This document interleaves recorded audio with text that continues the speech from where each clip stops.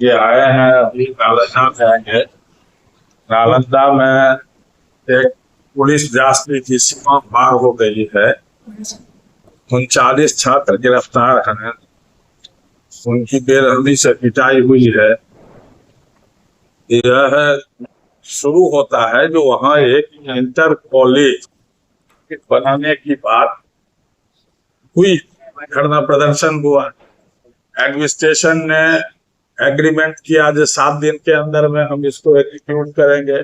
उन्होंने एग्जीक्यूट नहीं किया। लोगों का प्रदर्शन निकला। फिर धरना शुरू होने ही वाला था तो एडमिनिस्ट्रेशन ने सभी घर में घुस के पहले महिलाओं को, बच्चा को, जितना भी पुलिस टॉर्चर है तो सभ्य समाज की साथी ललन सिंह जी और तमाम और तमाम उपस्थित पत्रकार नमस्कार।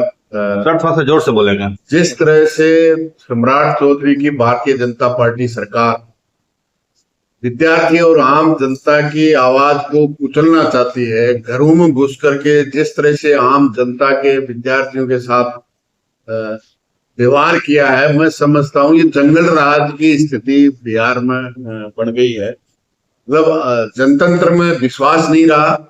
इसके प्रशासन ने लिखित में समझौता करने के बाद जिस तरह का कृत्य किया है और 39 लोगों को जेल में ऐसे झूठे मुफ्त में प्राण घातक हमला जैसी राजकार्य में बाधा, जबकि प्रशासन ने लिखित में समझौता किया था, उसके बाद में मुकर कर उसकी आवाज को दबाने की जो कोशिश की रही है, मैं समझता हूँ ये विद्यार्थी और आम जनता बिहार की वो जनता है जो हमेशा जनतंत्र और संविधान और संवैधानिक अधिकारों को बचाने के लिए जयप्रकाश नारायण से लेकर महात्मा गांधी तक वो परंपरा रही है कि यहाँ के आम जनता जनतंत्र पसंद है, जनता की आवाज और जनता की समस्याओं के लिए हमेशा संघर्ष करके न केवल संघर्ष किया है बल्कि सरकारों को झुकाने का काम किया है।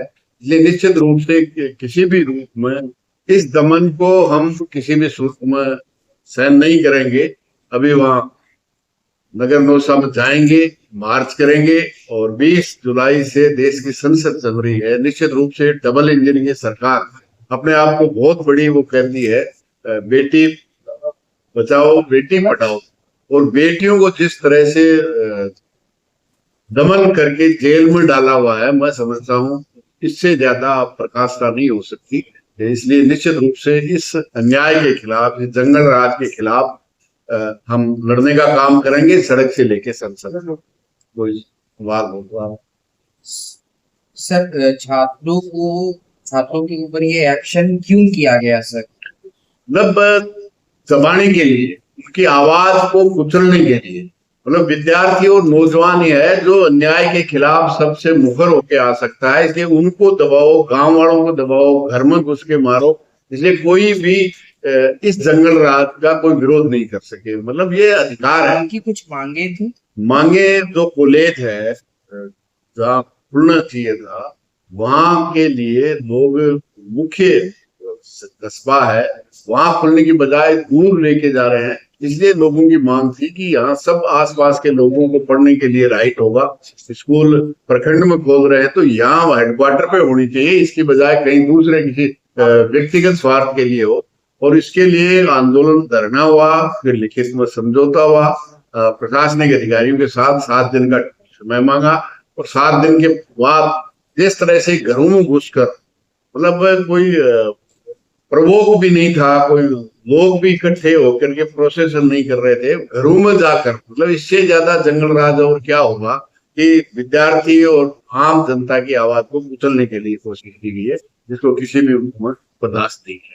सांसद महोदय, आप देश की संसद में बैठते हैं और पूरे भारत में और खास बिहार में भी छात्रों पर लगातार हमले हो रहे हैं, लाठियां पिटाई की जाती है, टॉर्चरिंग की जाती है, वाटर कैनन का इस्तेमाल होता है, तमाम तरह चीजें हो रही है। आखिर छात्र निशाने पर क्यों है सरकार के? नहीं, इसलिए है कि जिस तरह से पेपर आउट हो रहा है। अब आप देखिए नीट का 22 लाख विद्यार्थी जो मेहनत कर रहे थे, इनकी बजाय धर्मेंद्र प्रधान जी ने पेपर लीक करा करके, जिन्होंने मेहनत नहीं की वो डॉक्टर बन जाएंगे। और जिन्होंने मेहनत की है वो धक्के खाएंगे। और जब इस मांग को कॉकरोच जनता पार्टी ने उठाया तो उनका सोशल अकाउंट को भी बैन कर दिया। मतलब इस तरह से आज भी वांचू वहां आमरण अनशन कर रहा है कि ये धर्मेंद्र प्रधान जिसके कारण देश के उन तमाम विद्यार्थियों में वो सब जगह, चाहे बिहार है, पूरे देश की सरकार है, जिस तरह से पेपर लीक हो रहा है और इस देश के नौजवानों के साथ जो विश्वासघात हो रहा है, इससे बड़ी कोई दुर्भावना नहीं हो सकती। उसको दबाने की कोशिश हर जगह, जहां भी भारतीय जनता पार्टी का प्रदेशों में राज है, यही काम सब जगह करने का काम कर रहे हैं। और इसके खिलाफ पूरे देश में देश का विद्यार्थी लड़ेगा और सरकार को पाठ पढ़ाएगा। सर एक सवाल रहेगा सर कि आप धर्मेंद्र प्रधान की बात किए जो शिक्षा मंत्री है, आपने समर चौधरी की बात किया जो बिहार के मुख्यमंत्री है, लेकिन इन सबके जवाबदेह जो प्रधानमंत्री नरेंद्र मोदी है और आरएसएस है, उस पर आप खामोशी बरत रहे हैं। वजह क्या है? खामोशी नहीं, आप देखिए ना, जिस राम मंदिर का नाम लेकर के यहाँ तक सत्ता तक आए हैं, वहां किस तरह से चढ़ावे की चोरी हो रही है। वो राम मंदिर ट्रस्ट ऑडिटेबल नहीं होगा। तमाम के तमाम नियुक्त करने वाले प्रधानमंत्री हैं, बनाने वाले प्रधानमंत्री हैं, और आज जिस तरह से लूट हो रही है इस देश के उन धार्मिक भावना रखने वाले लोगों ने, जिन्होंने चढ़ावा चढ़ाया, जिसको खाने का काम कर रहे हैं, तो निश्चित रूप से तो वही नरेंद्र मोदी और भारतीय जनता पार्टी है। तो देश में हर जगह जो नारा तो क्या देते थे, मैं खाऊंगा और मैं खाने दूंगा।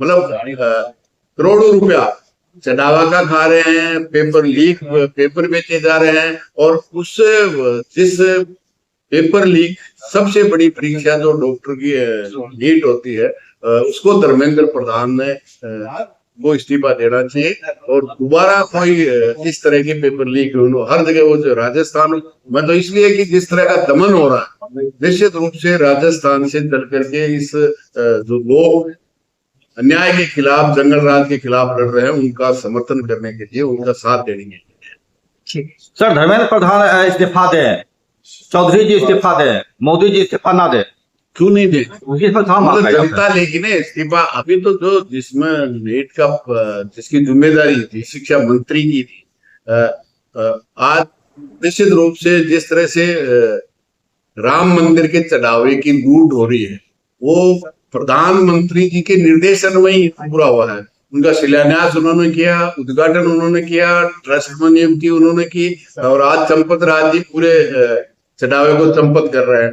तो इसके लिए नरेंद्र मोदी जिम्मेदार है। निश्चित रूप से 20 तारीख से उससे दो हाथ देश के संसद में 20 जुलाई से करेंगे, वो करने का काम।